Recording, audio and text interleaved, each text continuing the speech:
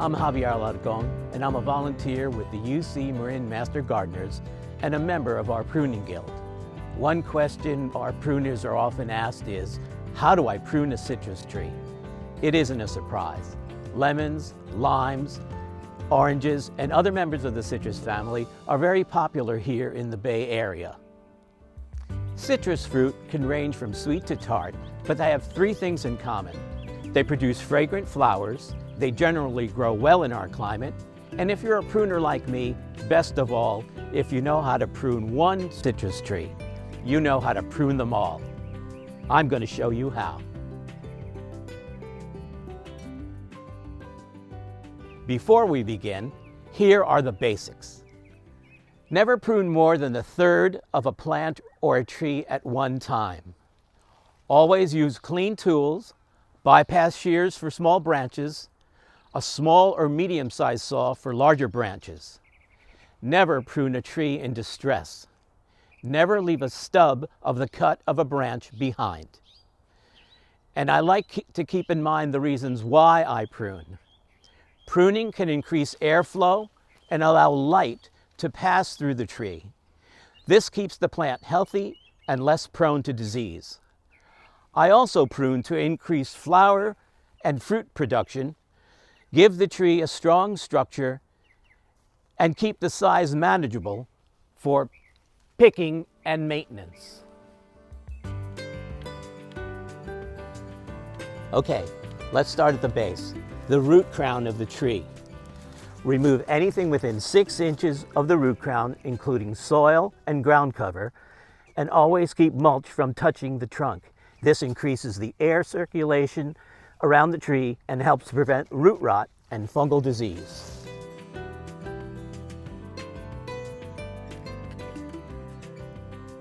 Next, remove the suckers. What is a sucker?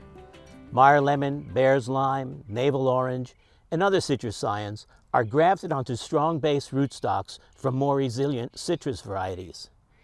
Sometimes a strong branch will grow from rootstock. That's a sucker branch. If left unchecked, it will compete for nutrients from the grafted tree and may become dominant. If you get fruit on a sucker, you won't like its big, thick rind. How do you know if it's a sucker? Here is where the rootstock ends, and here's the graft union where the scion was grafted. It's not generally as obvious as it is here, but anything that grows below this point is a rootstock sucker. These suckers are often very vigorous, lighter in color, and their leaves don't really look like the grafted tree. Remove them entirely at the surface.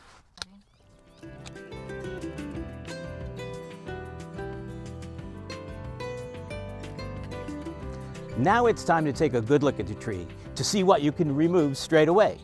You definitely want to begin with diseased, damaged, or dying parts of the tree. When people ask, when can I prune my citrus tree? I tell them you can prune the tree pretty much all year round. Here in the Bay Area, we typically prune at the end of spring and the end of summer. But you can remove dead, dying, or diseased parts of a tree anytime.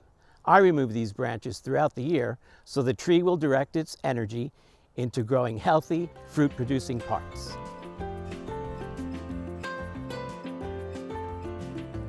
Next, I'm going to consider reducing the tree's density. Many citrus trees, particularly lemon trees, are vigorous growers with branches growing every which way in the interior, and these branches block out air and light. If you try to look inside your tree and you can't, it's too dense. We want to give the tree room to breathe, to increase airflow, and let the dappled light inside. To do that, we use thinning cuts.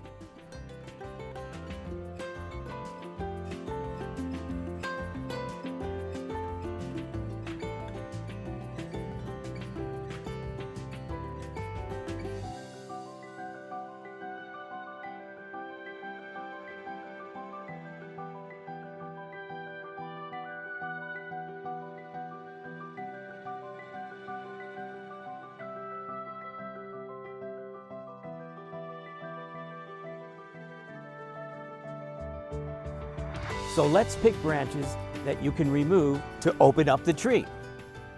It might be tempting to think about removing the small branches, but it is a better idea to find the big branch that has little branches at the end. We want to decrease the number of cuts the tree has to suffer. Don't be afraid of losing some of the lemons.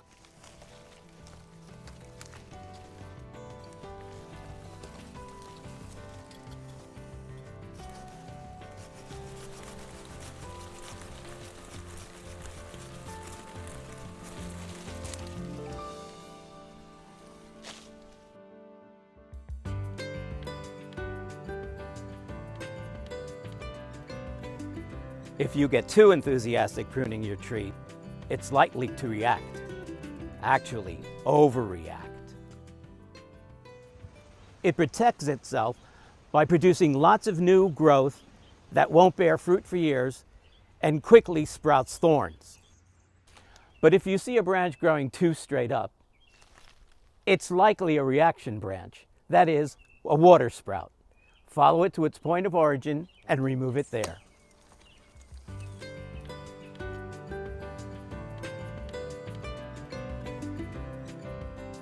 At this point, we've removed the dead, diseased, and damaged parts of the tree, the suckers.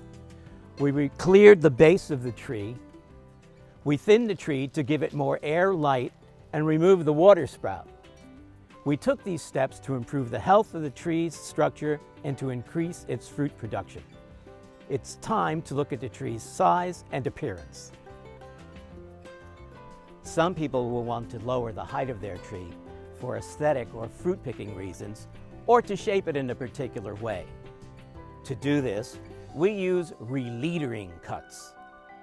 To lower the tree's height, stand back and look for side branches that are shorter than the main branch they're growing out of. Then use the releadering cut to remove the main branch at the junction of the side branch. The tree will put its energy into the smaller branch left behind. So before you make that cut, look at the branch that will be left behind and make sure it's at least a third of the width of the branch it's attached to.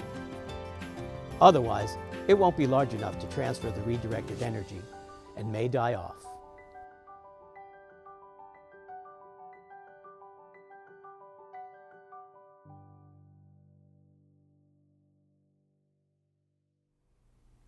What about branches that stick out too far? You don't want to reshape a tree or tidy it up by snipping off the ends of branches. That's like giving a tree a bowl haircut from the 70s. Citrus trees do not like bowl haircuts, and you won't like the result. Here's what can happen. The tree will react to these heading cuts by producing lots of new growth from the buds near that cut. Just as with water sprouts, these new branches won't bear fruit for many years. If you are trying to grow sticks from willow trees for weaving, that could make sense.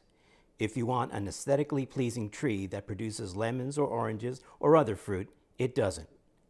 Use thinning or releadering cuts instead. Now stand back and look at the overall shape of your pruned tree. Are you pleased? Have you removed no more than a third of it?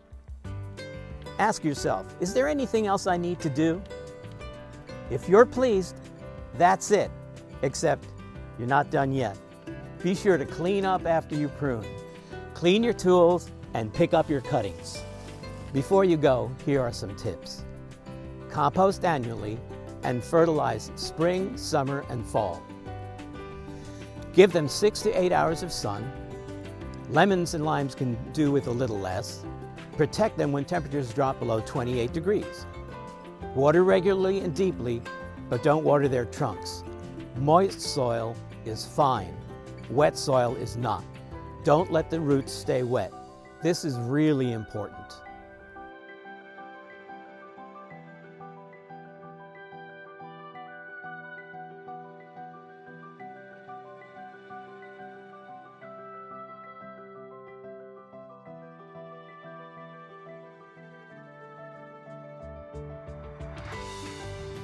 I hope you enjoyed this video. Be sure to check out our website for more information about citrus trees, earth-friendly gardening, and other research-based advice and information. You'll see announcements for the pruning workshops we regularly offer to the public. So happy gardening and happy pruning.